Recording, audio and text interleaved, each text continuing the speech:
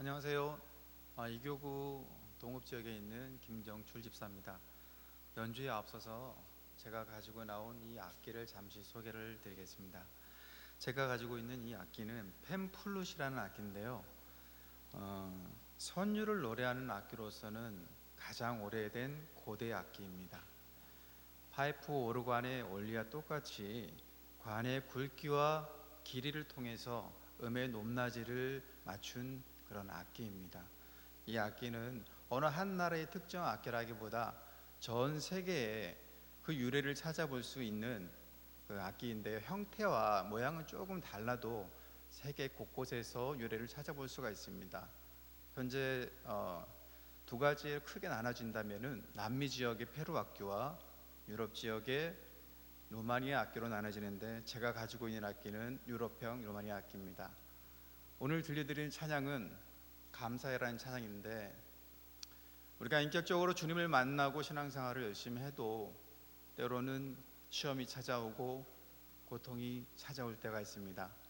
하지만 우리가 능히 이겨내고 다시 힘을 얻을 수 있는 것은 작은 신음소리조차도 귀를 기울이시고 나와 함께 하시는 주님이 계시기 때문입니다. 오늘도 이 부족한 자를 통해서 찬양받기 합당하신 주님께 찬양을 올립니다.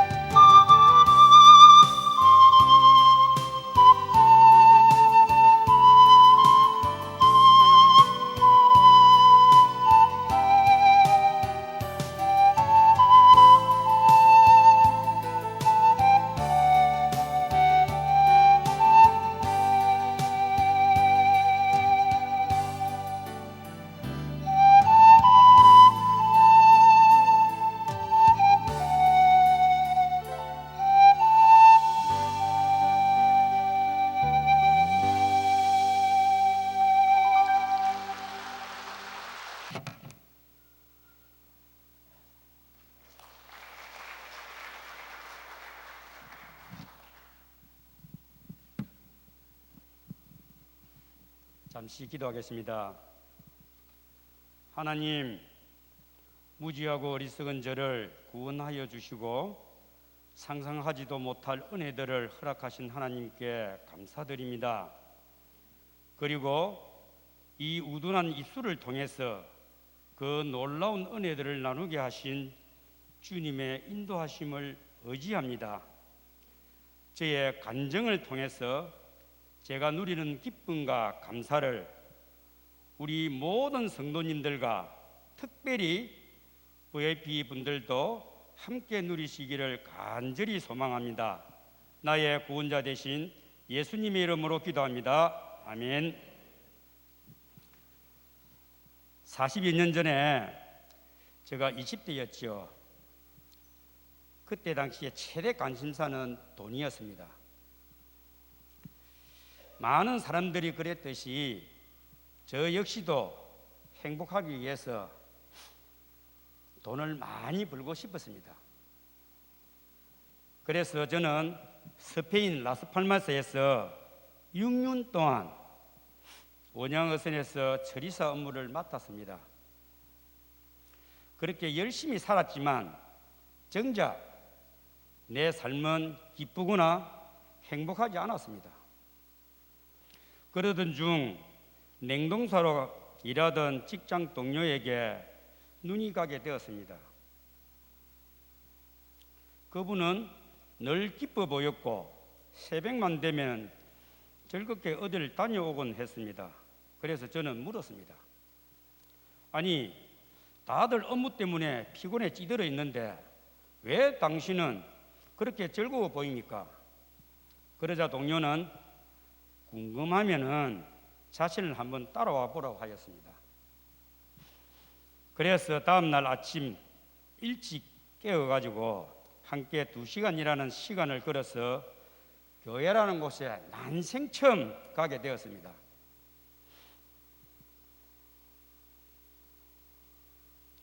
그래서 그곳에서 걸어온 뒤라 그런지 담배 생각이 굴뚝 같았습니다. 지금이라면 상상도 못할 일이지요. 그만큼 저는 교회나 신앙생활에 대해서는 하나도 알지 못했습니다. 그래서 맨 뒷자리에 앉아서 담배를 꺼내 들고 불을 붙였습니다. 담배 연기가 퍼지자 괴로워하는 사람들이 기침 소리가 들렸습니다. 그러자 그 교회 장로님께서 저를 불러내어 밖에서 담배를 피고 들어와 달라고 부탁했습니다. 어이없지요? 그렇게 담배를 다 피고 들어간 교회에서 저는 다시 입이 심심해서 또 담배를 물었습니다. 그러자 다시 장로님께서 어깨를 뚝뚝 치며 불러냈습니다. 이젠 바깥에서 들어오지 말고 바깥에서 기다리고 와야 했습니다. 1시간 정도 됐을 때 같이 갔던 직장 동료가 나왔습니다.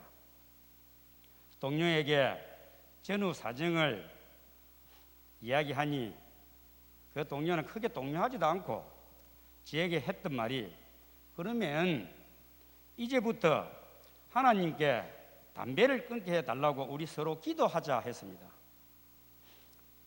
그렇게 몇 번 교회를 다니다가 한 번은 교회에서 기도원에 기도하러 가게 되었습니다.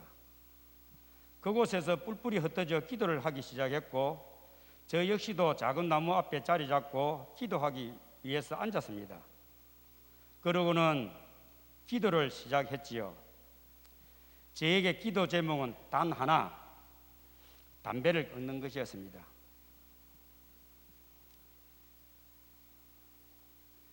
그렇게 기도하였지요. 그렇게 기도하기를 10분쯤 되었을 때 갑자기 하늘에서 비가 내리기 시작했습니다. 저는 급하게 엎드렸습니다. 왜냐고요? 담배가 젖지 않도록 하기 위해서였습니다. 그렇게 비가 그치고 저는 소중하게 보호한 담배를 입에 물었습니다. 그리고 불을 붙였습니다. 그런데 웬일일까요? 그토록 맛있던 담배가 갑자기 목에 걸린 듯이 킥킥거리기 시작됐습니다. 그리고 입에서 피덩이 같은 것을 뱉어냈습니다. 그 이후에 담배도 맛이 없고 목만 아프기만 했습니다. 그러고는 알았습니다. 하나님께서 저희 기도를 들으셨다는 것입니다. 이때는 박수 한번 주세요. 그리고 이 담배를 통해서 하나님의 살아계신 것을 알게 하셨습니다. 하나님께서는 저를 특별히 불러주셨고 여기 VIP들처럼 하나님을 믿게 하셨습니다. 그 이후 저는 궁금증이 아니라 진심으로 신앙생활을 하게 되었습니다. 하지만 하나님께서는 저를 믿게 하신 것에 그치지 않고 그 이후 고난을 통해서 빛 대신 그리스도를 더 알게 하시고 진정한 감사와 기쁨을 누리게 하셨습니다. 어느 날 늘 그랬듯이 점심을 먹고 있었습니다. 식사를 하던 중에 갑자기 코피가 터졌습니다. 그때는 그저 피곤해서 그러느니 생각했지요. 하지만 코피가 날 때부터 시작된 두통은 시간이 지나도 나아지지 않았습니다. 약을 먹었지만 그때뿐이었고 곧 괜찮아지겠지라고 생각했습니다. 그날 이후 밥 때만 되면 코피가 났습니다. 왜 이러지? 라고 생각할 때쯤 갑자기 눈이 보이질 않게 되었습니다. 두렵기만 하여 안과에 찾아가 검사를 하니 시신경에 검은 그림자가 있다 하면서 큰 병원에 가보라고 했어요. 그렇게 찾은 큰 병원에서 저는 뇌하수체 종양이라는 병에 걸렸다는 것을 알게 되었습니다. 뇌 수술을 하면 머리를 열어야 하는데 그렇게 되면 일상생활이 어려울 수도 있다는 생각에 두려웠고 아니나 다를까 안과 담당 교수님은 수술을 아무리 잘해도 눈이 안 볼 수도 있다고 말하는 것이었습니다. 그런 저를 위해서 원로 목사님과 많은 성도님들이 기도와 위로를 해주셨지요. 그 기도와 위로가 감사하게도 고통에 있는 저를 하루하루 버티게 하는 힘이 되었습니다. 수술은 다행히 머리를 열지 않고 원자력을 이용하여 종양을 태우는 시술로 시행되었습니다. 그렇게 머리에 있던 혹이 제거할 수 있었습니다. 그리고 다시금 시력이 회복되었습니다. 이제 저는 일상으로 돌아갈 수 있을 것이라 생각했습니다. 하지만 진짜 시련은 뒤이어 찾아왔습니다. 처음 수술 이후 3개월이 지났을 때 다시금 눈이 보이질 않았습니다. 분명 수술이 잘 됐다고 했는데 떨리는 마음으로 병원을 찾았습니다. 거기에서 알게 된 절망적인 소식은 바로 이전 혹이 더 커졌다는 것입니다. 도저히 이해할 수도 없었고 분명 수술은 잘 됐다고 했는데 지금은 혹이 더 커졌다는 것이 이해되지 않았습니다. 믿을 수 없어서 저는 서울에 있는 병원에 찾아갔습니다. 거기서 다시금 검사를 받았는데 그렇게 알게 된 것은 이전에 수술했던 부위 뒤쪽에 또 다른 혹이 있다는 것입니다. 그리고 그 혹이 제거되지 못한 채 방치되어 이전에 있던 것보다 더 커졌다는 것입니다. 하지만 혹이 커졌다는 사실보다 더 절망적인 것은 검사했던 날로부터 15일 안에 그 혹을 제거하지 않으면 수술을 하더라도 실명될 수밖에 없다는 것입니다. 그리고 더 큰 문제는 그 병원에서 수술 일정이 너무 많이 밀려서 알라봐야 3개월 이후에나 가능하다는 것이었습니다. 그럼 나는 어쩌는 겁니까? 죽으라 큰 겁니다. 바로 저는 의사님께 살려달라고 애원했습니다. 하지만 그 일정을 바꿀 수 있는 방도는 의사 선생님에게도 저에게도 없었습니다. 애꿎은 시간이 흐르며 눈이 안 볼 수 있고 자칫 잘못하면 생명까지 위태로운 상황, 정말 어떻게 나에게 이런 일이 생길 수 있는지 이해가 되지 않았습니다. 하지만 그때 옛날 기억이 생각났습니다. 스페인 땅에서 마음 둘 곳 없던 저에게 찾아와 기적처럼 끊을 수 없었던 담배를 끊게 하신 하나님께 분명히 저를 살려주실 거라는 기대가 생기기 시작했습니다. 그리고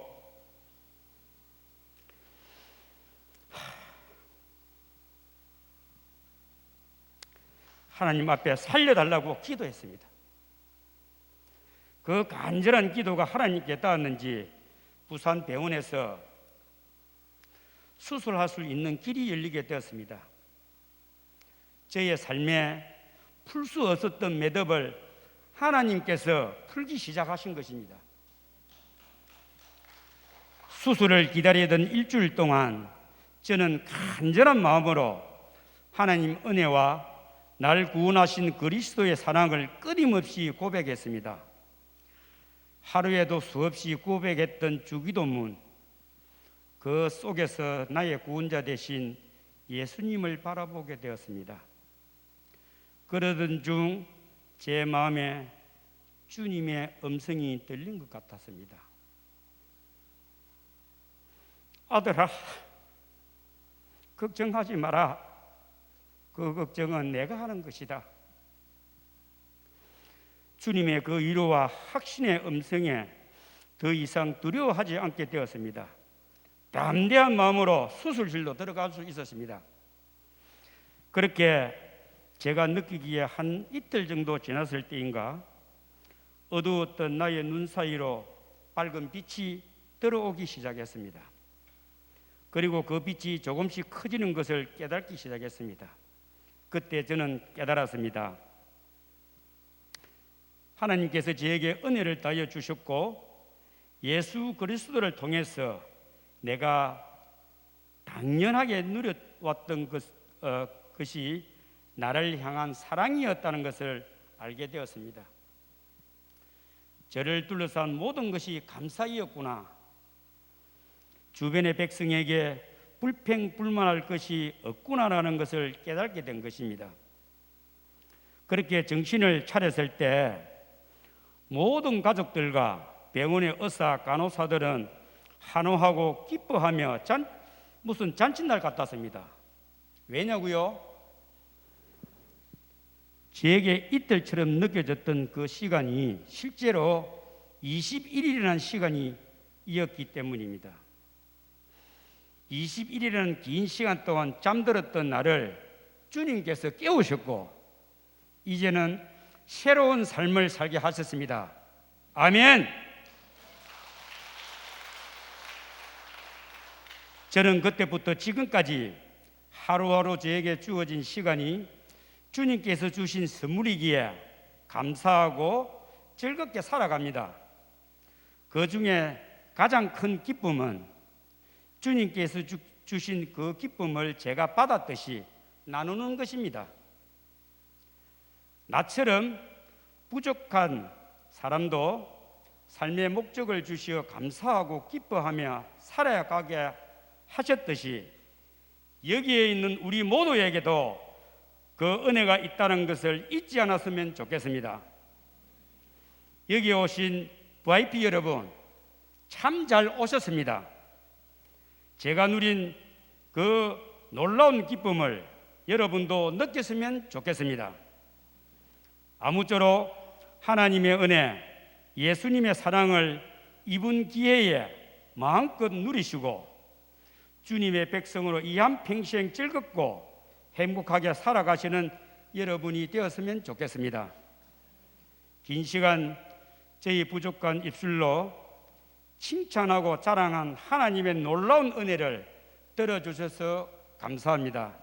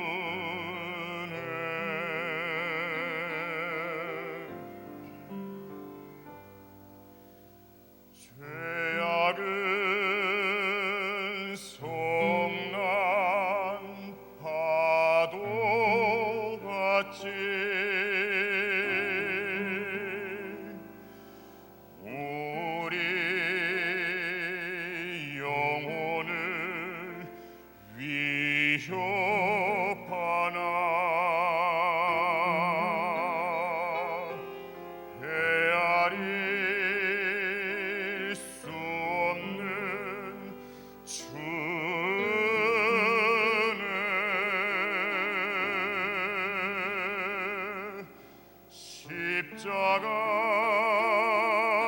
위에서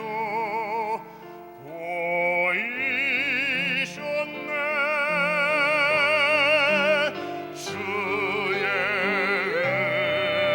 은혜 우리의 죄를 씻었네.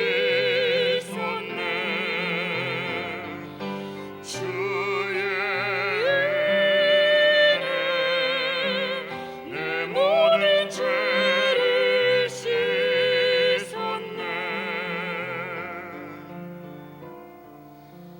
날 위해 죽으신 그 십자가 사랑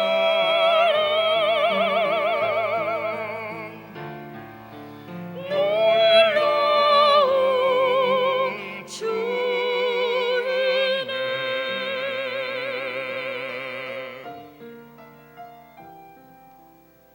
죄악에 물든 영혼들을 주께서 피로 씻으시네. 지금도